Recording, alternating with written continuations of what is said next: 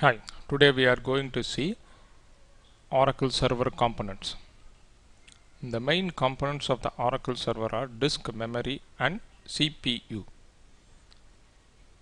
What is Oracle Database? Oracle Database is a collection of data in one or more files. The database contains physical and logical structures. This is the database that resides in the disk. This is the files, and files can be classified as database files and non-database files. Non-database files are nothing but log files. Logical structure is nothing but virtual in nature.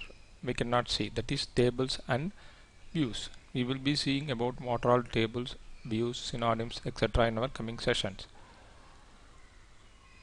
One table data might have been stored in multiple data files.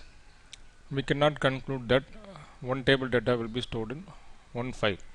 Whenever we issue query, the query plan will be created and it will collect the data from different files and it will present to us, so that one table data is not stored in one file. And what is the database instance? Instance is actually a program. We can say it's a combination of memory structures and background processes. Memory structures are nothing but SGA and PGA. These SGA, PGA will come under a separate topic, Oracle architecture. If I tell all about those things, then it will take more time for me to explain the entire Oracle architecture. It's a very big topic. Okay, just I am giving the higher level view only.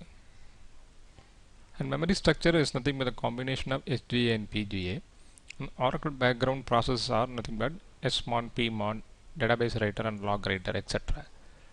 An instance is communicating with the database and it uses the CPU resources. Instance is communicating with the database either for reading or writing in the database. Okay. And for your information, an instance can only be associated with one database, whereas database can be associated with any number of instances. We can have more than one instance.